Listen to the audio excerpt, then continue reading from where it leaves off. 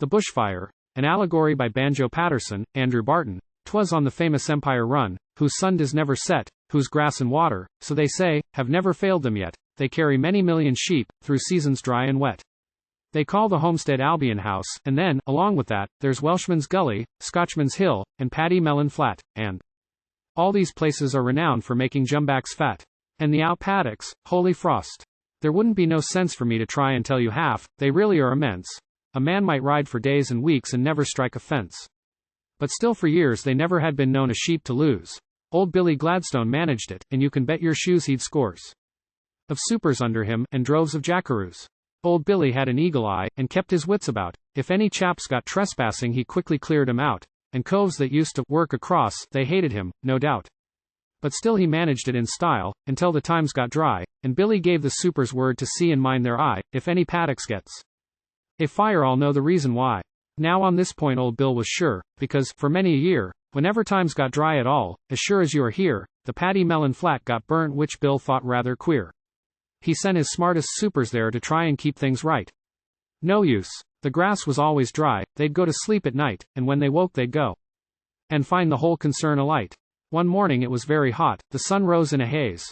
Old Bill was cutting down some trees, one of his little ways. A black boy came hot foot to say the flat was in a blaze. Old Bill he swears a fearful oath and lets the Tommy fall, says he. "I'll take this business up, and fix it once for all. If this goes on the cursed run will send us to the wall." So he withdrew his trespass suits, he'd won with Dutchie's boss, in prosecution's criminal he entered nolly pros. But these were neither here nor there, they always meant a loss. And off to Paddymelon Flat he started double-quick drayloads of men with lots of grog lest heat should make them sick, and all the strangers came around to see him do the trick. And there the fire was flaming bright, for miles and miles it spread, and many a sheep and horse and cow were numbered with the dead. The super came to meet old Bill, and this is what he said: "No use to try to beat it out, 'twill dry you up like toast. I've done as much as man can do, although I never boast. I think you'd better chuck it up, and let the jumbacks roast." Then Bill said just 2 words. "You're sacked," and pitches off his coat, and wrenches down a blue gum bough and clears his manly throat, and into it like threshing wheat right sturdily he smote, and beat the blazing grass until his shirt was dripping wet, and all the people watched him there to see what luck he'd get. Gosh, don't he make the cinders fly, and, golly, don't he sweat. But though they worked like Trojans all, the fire still went ahead so far as you could see around, the very skies were red, sometimes the flames would start afresh, just where they thought it dead. His men, too, quarreled mongst themselves, and some coves gave it best and some said, "Light a fire in front, and burn from east to west," but Bill he still kept sloggin' in, and never took no rest.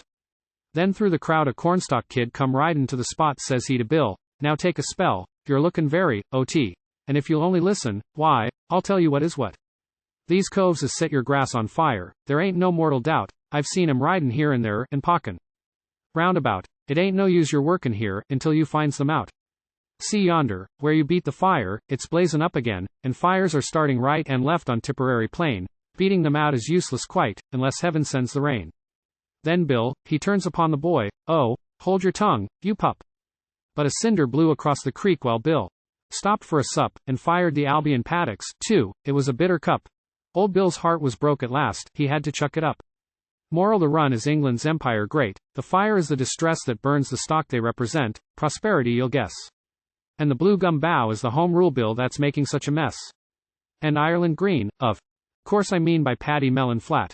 All men can see the fire, of course, spreads on it such a bat, but who are setting it alight, I cannot tell you that. But this I think all men will see, and hold it very true: don't quarrel with effects until the cause is brought to view. What is the cause? That cornstalk boy, he seemed to think he knew.